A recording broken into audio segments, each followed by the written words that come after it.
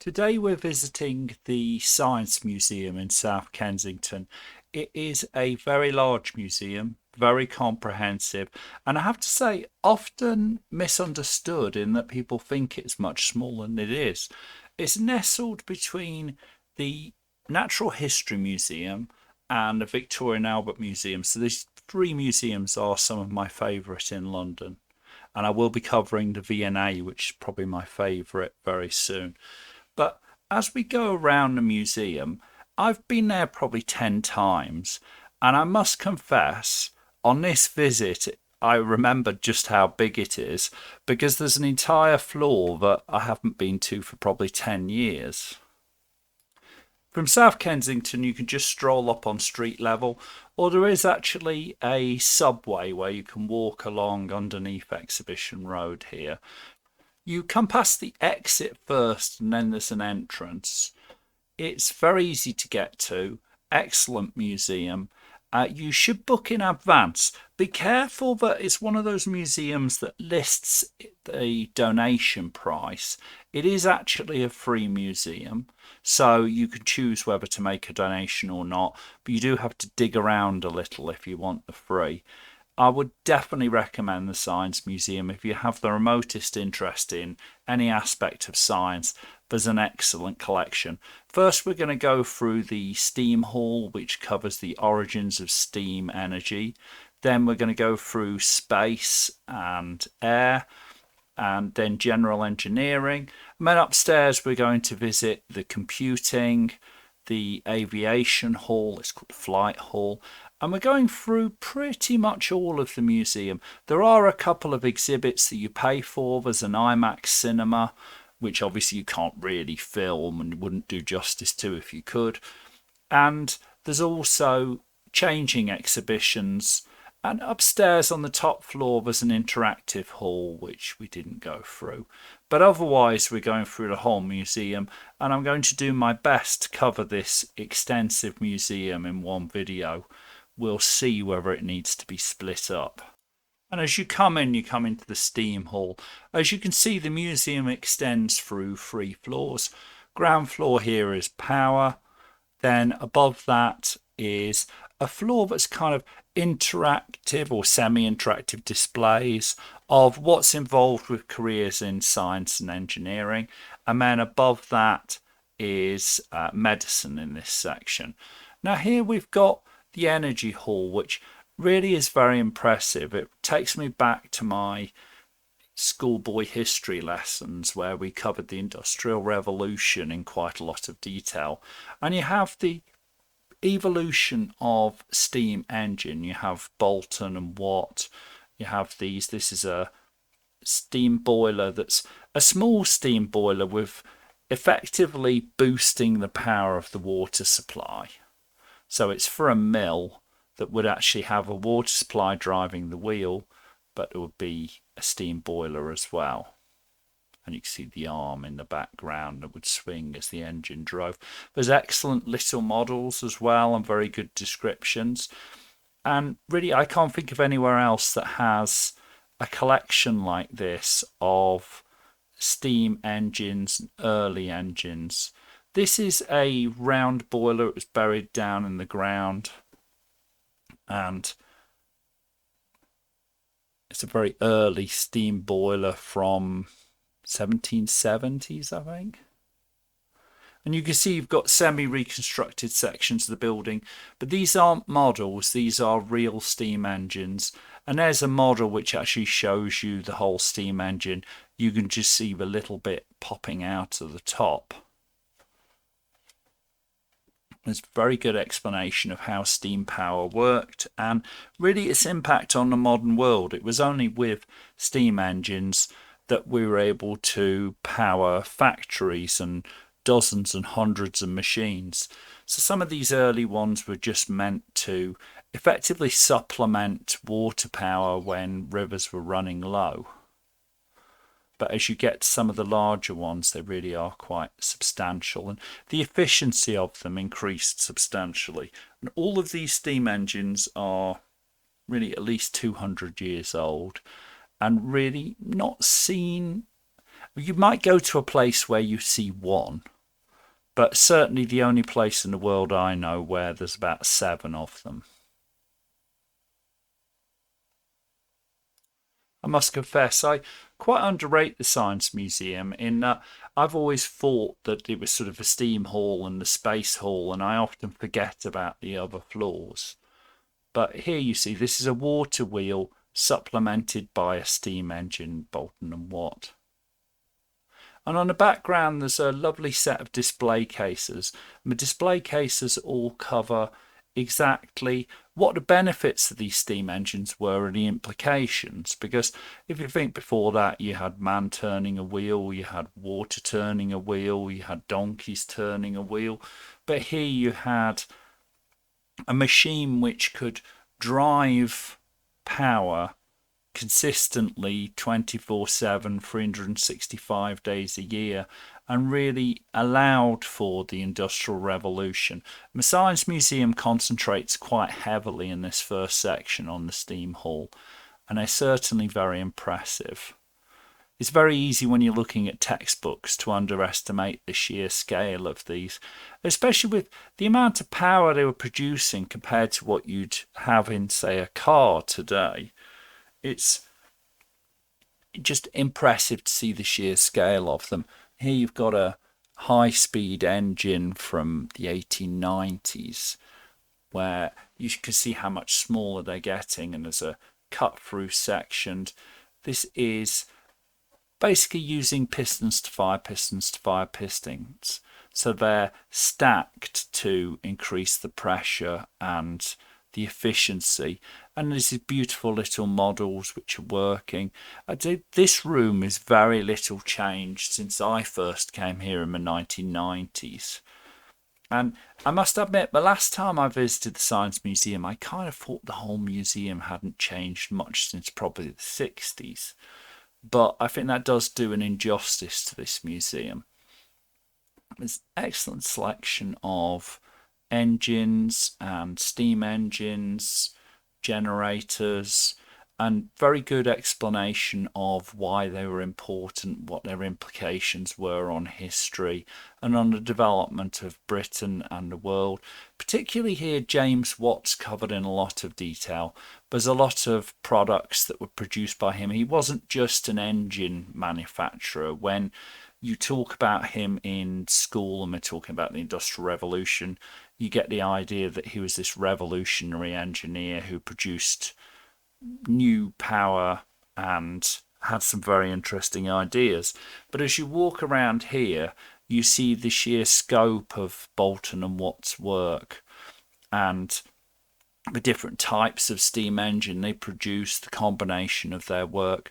But also there's a workshop at the end we'll get to in a second, where it's a reconstruction of his works in Soho, where most of it, there's not really a steam engine in sight. There's a machine for copying sculptures. So it's effectively like a 3D scanner and 3D printer, where it uses a rod touching the item you're copying and repeats that shape.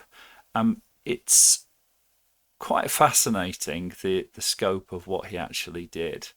He's probably very overlooked. I think we had a vote a few years ago for the greatest Britain, and I don't remember where Bolton and Watt featured in that list, but certainly overwhelmed by the likes of Isabel Kingdom Brunel, who was probably the only engineer to make the top 20.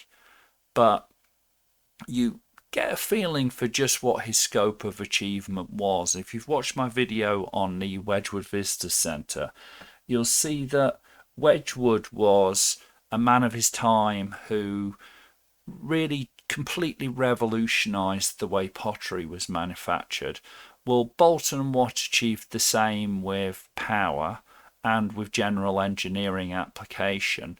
And this museum concentrates on Bolton and Watt a lot more, but you see the impact of what they achieved. And here there's a lot of pictures and paintings and descriptions. And just round the corner here is the workshop, which I really enjoyed. I don't remember that particular exhibit, so I think that has been added in the last decade or so. I know I've been to the Science Museum probably a few times in the last decade, certainly about 5 years ago was my last one. But here's outside explain the history of James Watt's workshop. And then when you go inside, there's something like 4,000 items, which are all actually historically accurate. A lot of them were his pieces, or they're certainly from the right era.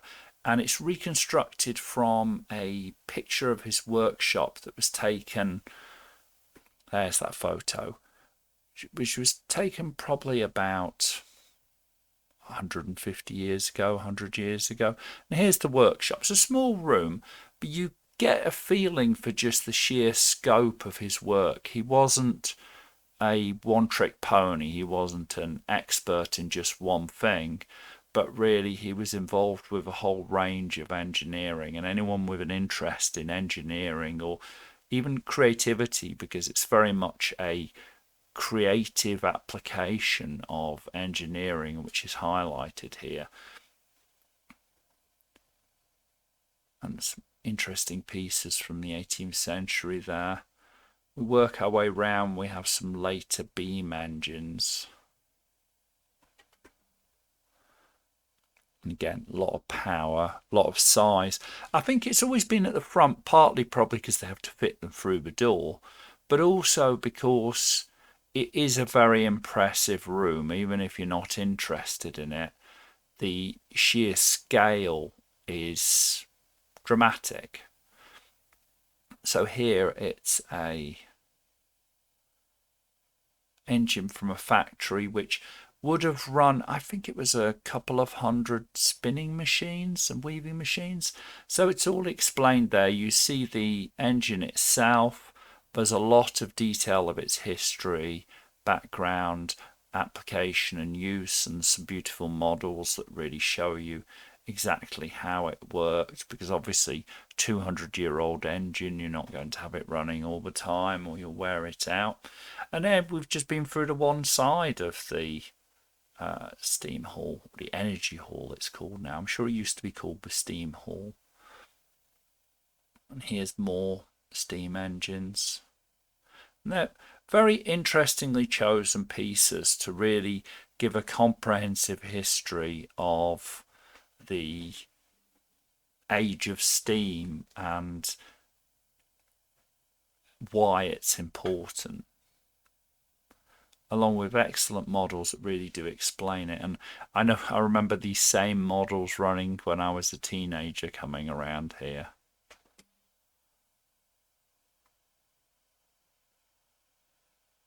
You can see exactly how it works, the balancing flywheels turning, the piston, the pressure in the piston pushing the rod, which translates into a motion of the wheel, which then can be translated through to however you're going to apply that power.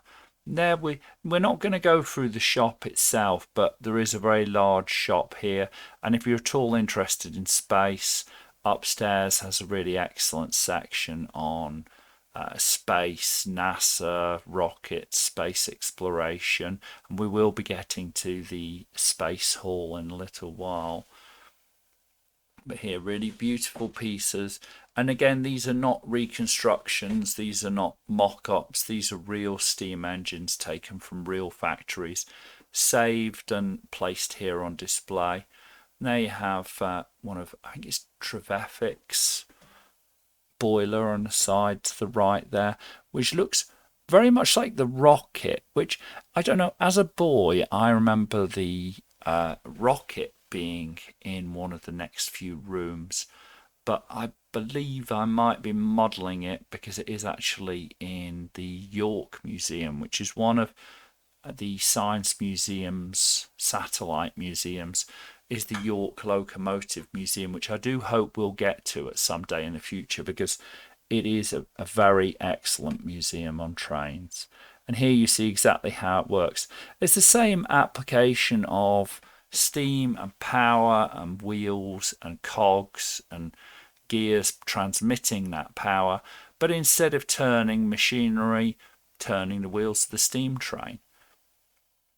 So beautiful collection here, and you can spend quite a long time. I remember spending probably 45 minutes or over an hour here when I was studying this in the Industrial Revolution at school. Now we're making our way through to the Space Hall, and there's an excellent collection of space. Now some of them are reconstructions, some of them are real. It's not always that clear. Obviously with space, a lot of rockets go and don't come back. That's a model of Sputnik 1, the first rocket to go into space. Along with down at the bottom, some very interesting pieces from early rocket research where we were sending small probes upwards, not to take anything, just to get into space, and some examples of Isaac Newton's work. Here, this is a beautiful early rocket. This one is Robert Goddard's 1926 rocket. It's the first liquid-fueled rocket. It was successfully launched in March 1926.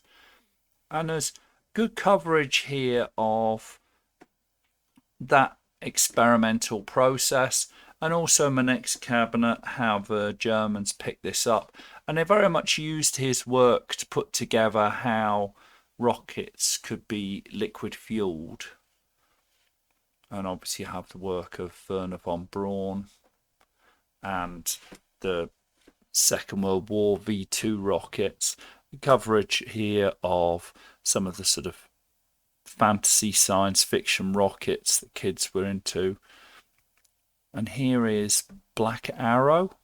It was a British rocket for taking a payload into space, and we'll walk along that in a moment. It's quite impressive. Here's a model of a V2 rocket from the Second World War. Effectively, Goddard's work was refined and improved by experimental scientists in Germany. Here's sections of a motor from the V2, and the V1 and V2 were developed using substantial enhancements on Goddard's work, and then carried through. Von Braun went off to USA as part of Operation Paperclip and was responsible for building the engine on the right there, which is the propulsion for the Saturn rocket. So you have on the left here a very well preserved V2 rocket engine. Then you have the rocket engine from I think it's the Gemini spaceships in the middle, and then from the Saturn V at the end there. And if you ever get the opportunity to go to Cape Canaveral or Kennedy, it really is just immensely impressive, the sheer scale of the Saturn V. Both of them have an exact full-size example. Particularly probably the Cape Canaveral has the best one, I'd say.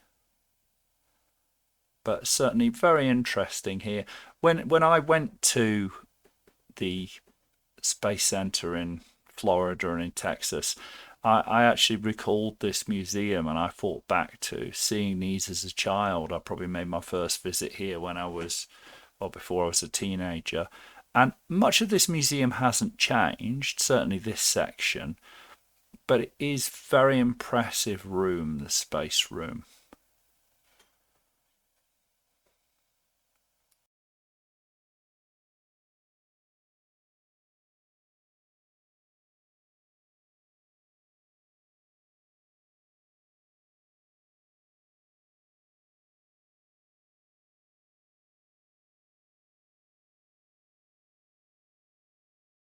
I'm going to skirt over quite a few of these quite quickly because realistically it is a substantial museum, and I'm trying to get it into fairly short videos. Now this is the Black Arrow. There's some models in a little while, but this is Black Arrow was the British answer to space exploration, and particularly putting satellites up. You can see the payload, the nose opens and that satellite there comes out, and there's 2 example satellites from it.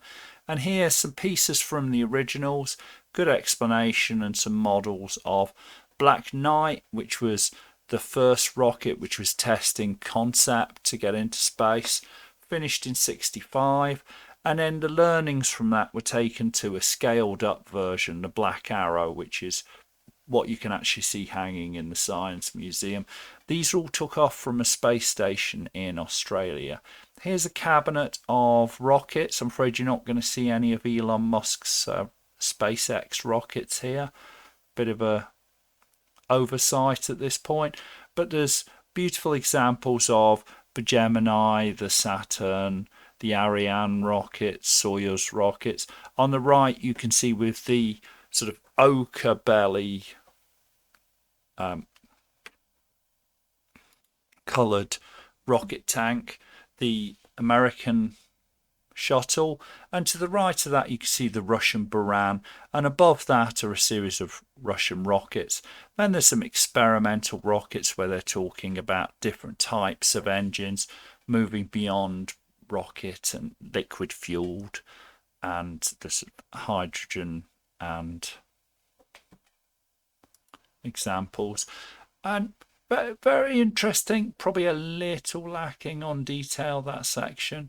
Then they have a Soyuz capsule, and it's impressive to see this real Soyuz capsule. And when you imagine that 3 people sat in this, were blasted up into space on top of a Soyuz, possibly docked with the space station, although not with this particular example, and then re-entered, you can see the charring from the re-entry, along with some of the chutes that help it to land out in the steppes.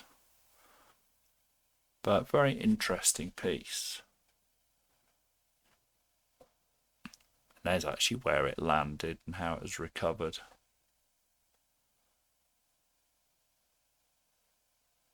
One of the things that I really took away from the space section was why going to Mars we have to go back to the moon first, because really the equipment in the Saturn V and in the Soyuz and a lot of the space stations and rockets really is quite old technology. It's not the modern era where you have a computer in your pocket that has more power than what was used on Gemini and Saturn V.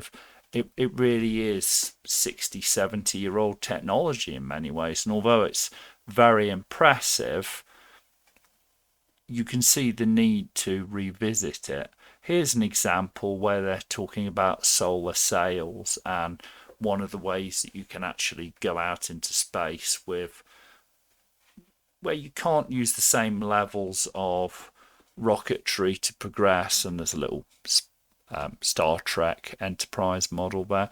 Here's a model, and I've got to say I always found this one a little disappointing. It sits on the moon, and it's a foil covered model of an Apollo command module and lander. It's impressive and kids love it, but I must admit as a teenager I thought this is so obviously a model, and having seen the real thing in the training rooms in Houston, it doesn't look like the real thing. I think they could have done a better job of it. Interesting that it's a seismographer.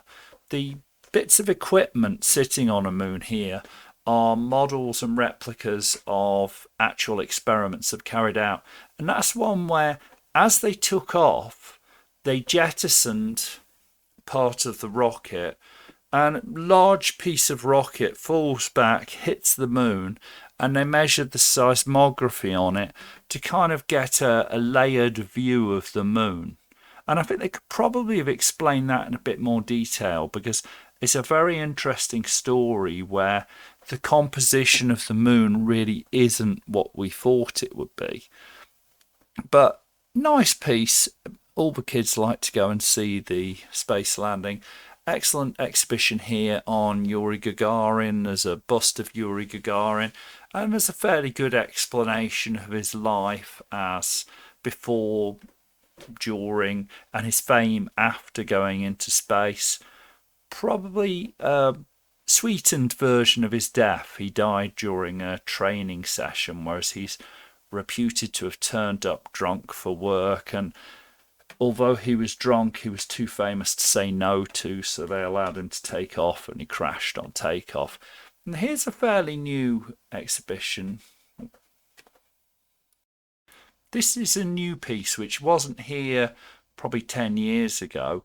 It's a sphere which you can walk around. It's beautifully projected and it cycles through different planets and moons. So you see the moon, you see Neptune.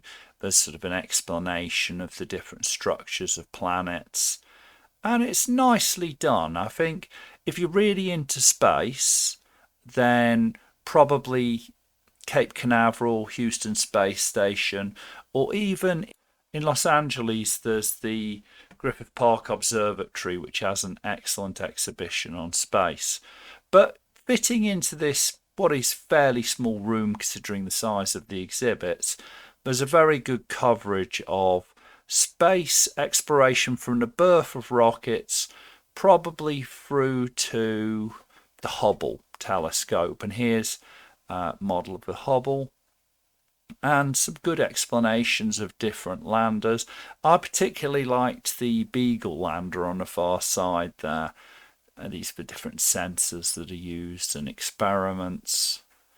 I like the Beagle because I remember the very excitable scientist convincing governments that they had to invest in the Beagle and then firing it off. This is one of the, I think, Russian probe which landed on, I probably should have noted that down.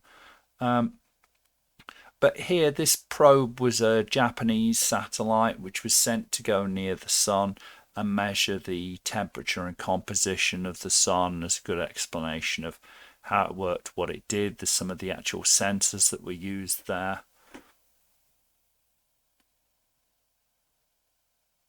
And it's good. I'd say all the space section's good. The only thing it really suffers from is the fact that space exploration tends to involve very big things and there isn't really the space to fit it. I think this gallery goes back to 1961, but has been updated quite a lot. I think by the looks of it, there's going to be a need for a major revamp in the next couple of years as space exploration ramps up with there's supposed to be a space station around the moon, landings on the moon, habitation on the moon, and we're told even trips to Mars in the near future. So probably coming up on needing a bit of a revamp. And here's the Beagle I was talking about a moment ago.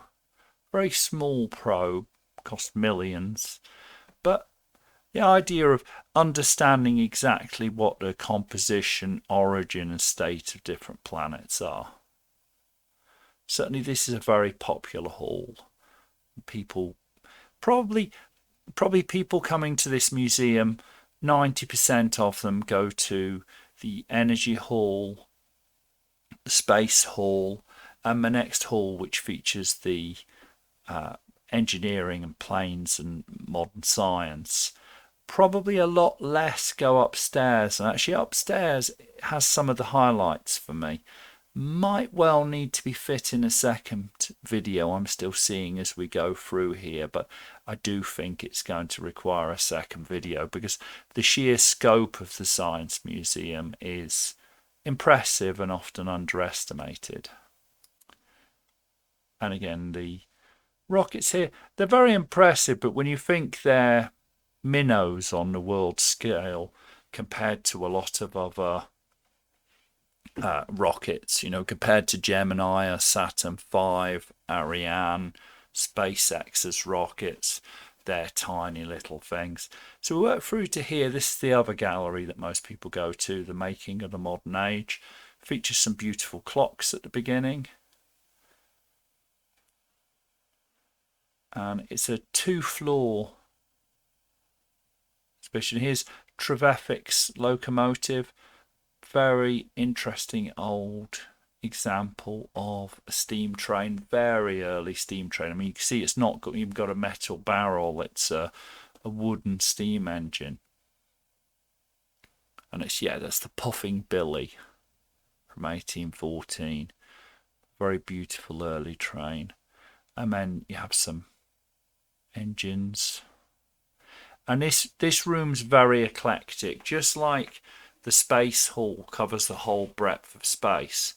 This covers the whole breadth of engineering and ingenuity for the modern age. So you have things like this block making machine, which was not used for cutting blocks of stone as you might initially think, but actually when you have a wind powered sail ship, you need blocks to torsion the ropes around, and there were hundreds on every battleship or warship of the line. So the British Navy had a task of having to produce tens of thousands, and they designed a machine which could make those oval blocks that the rope goes through. And then there's good exhibits of examples of engineering and consumer products, and it explains how they changed the world, how they changed people's lives. Some beautiful examples of scientific instruments. There's a sextant, there's quadrant, there's telescopes, and we're going to see some beautiful examples of telescopes and parts of telescopes here. This is considered one of the highlights of the museum. It's Colebrook during the Industrial Revolution, and hopefully later in the year we'll be going to Colebrookdale and the Iron Bridge area, where there are some excellent not just museums but sort of living heritage of the remains of the origins of the Industrial Revolution. Here's a weaving machine, weaving cloth.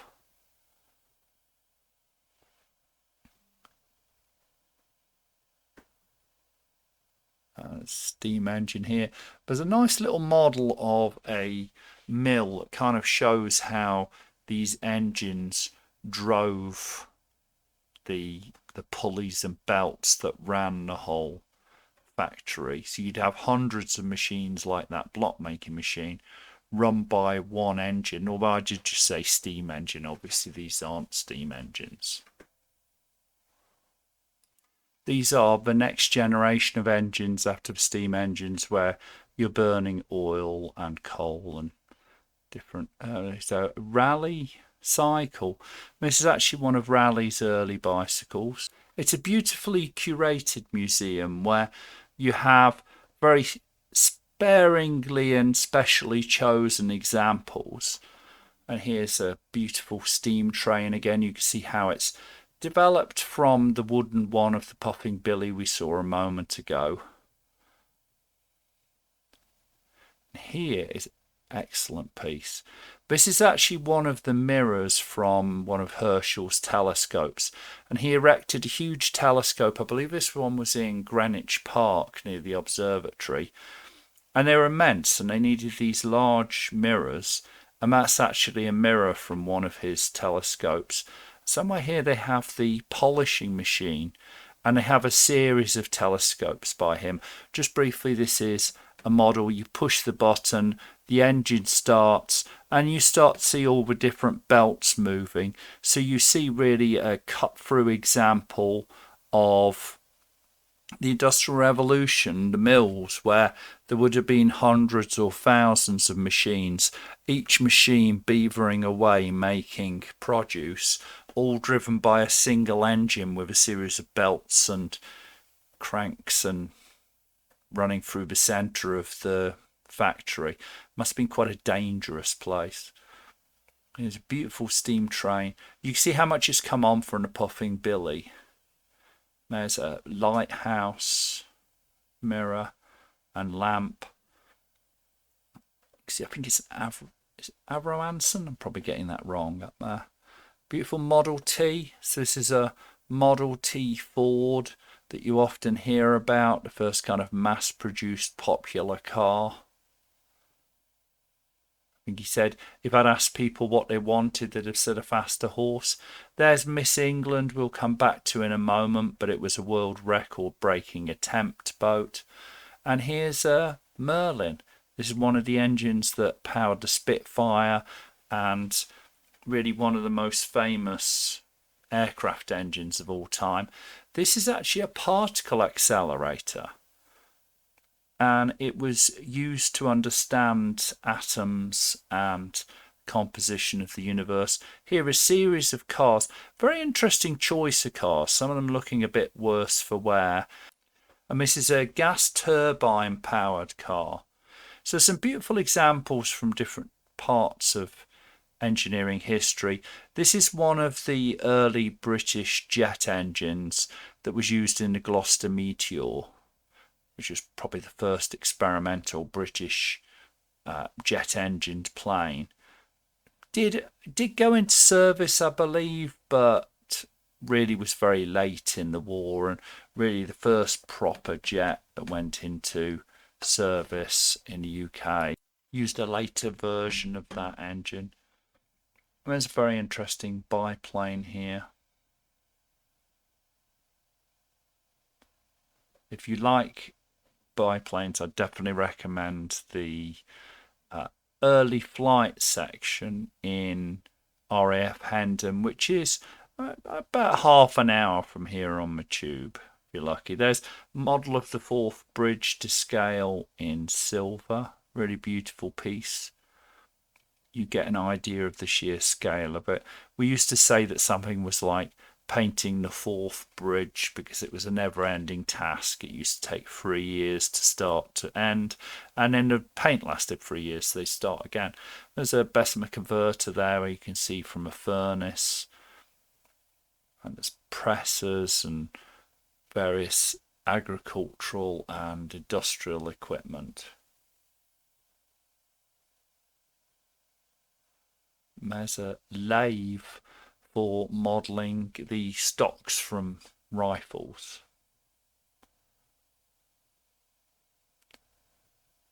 A very interesting selection of clocks and bicycles, and here's a one. It's often not thought of as a revolutionary, but the horse carriage from.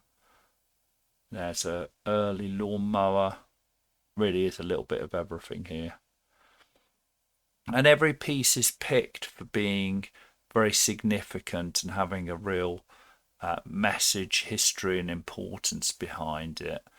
Here's another one of Herschel's mirrors. And behind it is a smaller telescope that he made for, I think it was his sister or his cousin. There's a powered loom just behind me where you get a feeling for the sheer scale and ingenuity of engineering during this era, and to some degree it gets across the importance of engineering and science to the life we live today. This is a reconstruction of Babbage's calculator, which is widely thought to be the first modern computer. Now, I have seen a much larger one. I feel like that's in Birmingham at the City Museum gallery, which I'm hoping to go to later this year for one of these videos. Now, this hall just upstairs, the whole length of the hall is a collection of very interesting models.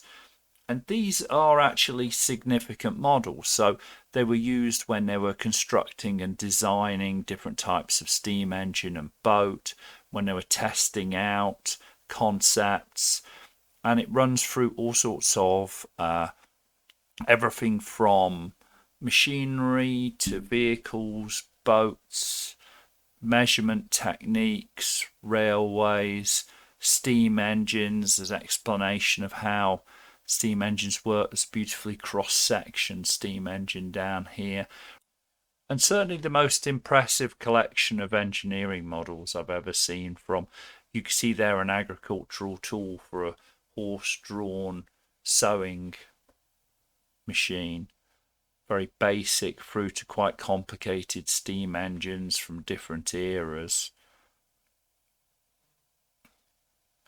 Combine harvester of its day.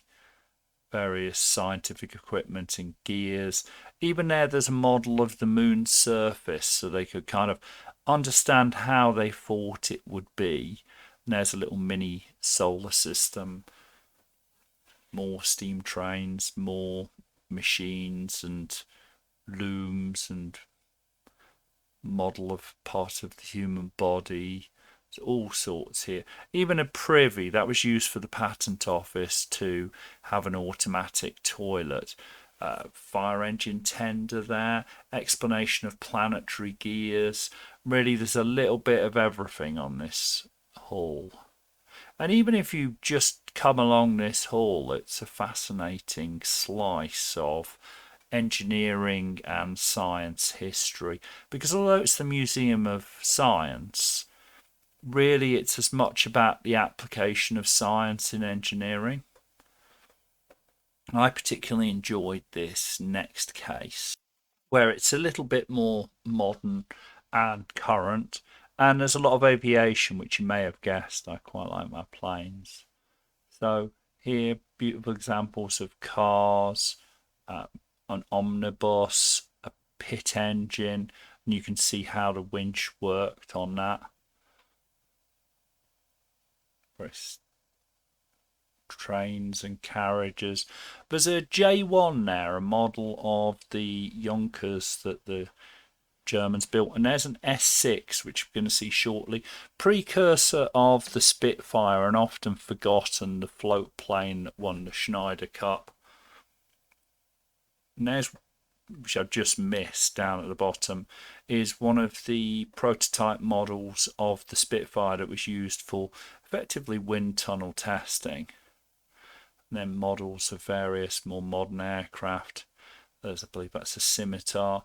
And this is one of the wind tunnel models of Concorde, which has been preserved along with down there's a Handley Page Victor. There's some models of rockets, model of Jodrell Bank, which was used when man landed on the moon. It was the British leg of the monitoring, along with some beautiful little models there, and some of the consumer models like the Saturn V, which I always wanted to build as a teenager, along with cross sections of submarines and satellites. Here's the Mi-6 building. It's kind of a modern fortress, Ariane rocket, tankers, all sorts of engineering there. And here's an exhibit of machinery and early computing. Very interesting pieces. This is a vertical takeoff prototype aircraft. Cross section of a Mini, which kind of shows you it going back to 1961, this room, along with various models of large ships. And what was this one here? Was an iron lung. So if you had polio and couldn't breathe, you'd be put in one, and it would breathe by compressing and decompressing the diaphragm. There's a V2 rocket hidden away in the corner. This is a cross-sectioned original V2 rocket. It's in the experimental colours rather than the military colours you see later on, which is probably what you see more often in films. This is a model of DNA, an explanation of DNA from its first discovery and exploration in the UK. Back here to the turbine powered car. One way around. I love these little mini cars, the tiny post-war cars. This is the flying bedstead. If you've seen a Harrier jump jet, this was the prototype that tested out the concept. So whereas you see nozzles on the side of the engine for the jump jet, which allowed it to take off vertically and then transform into forward flight, this was actually how they tested out the concept of a turbine of direction thrusting. And very unique piece. I don't think I've seen a flying bedstead anywhere else, and obviously there weren't very many built. They were just for exploration. I love these little funny cars. Here's some good examples of non-X-ray scanning and good explanation of those, along with the Apollo 10 command capsule. I believe it's an original. I think I described as command capsule earlier, the lander, but here's the original capsule that would have carried 3 astronauts into space. quite a bit larger than the Soyuz capsule, but again, very much a creation of its time. And down below it is this command console, which gives you just a flavour of the amount of data and mechanical tools that had to be worked with by the astronauts if you watch Apollo 13. Here is a beautiful piece. Now, it does claim it's still running, but it certainly isn't running when I was in the museum. But this is Winchester Cathedral clock. It's a mechanical clock from 1311, and it basically rang those bells in various peals during the hour, but was running for centuries and dates back to 1311. So really beautiful piece of medieval machinery. Very impressive. You don't think it's so many 100 years old. Then through here there's another hall. This is where the IMAX cinema is. And upstairs you have a Who Am I, you have the computer section, you have the flight section. We're going to take a break here and split the video because it's going to be too long and everyone will be bored if you haven't already stopped watching. But there's an excellent shop at this section.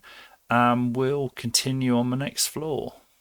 Now don't forget to watch the next video because I have to say I actually enjoyed the other floors more.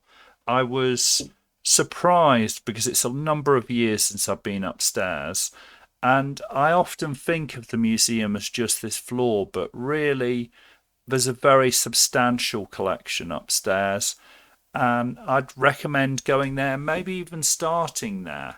And here's a bit of the shop. There's a lot of supposedly science related. I'd question how scientific half of it is. It definitely shows you that it's for the kids. And here's an original Cray supercomputer from the era before the microchip, and a very early video recorder. That's effectively your VCR on the right hand side there. And in the background, the Greenwich time service. You'd phone up and it would say at the third pip the time will be 2:34 exactly, and you get your pips, and it was all driven by that machine there. And there's this beautiful short SC-1, which was an early VTOL aircraft. But we're going to see a lot more aircraft upstairs, so make sure you come back for part 2. Where we're going to be looking at computing, flight, medicine, and a guide to what it's like to work in engineering according to the Science Museum. So do come back.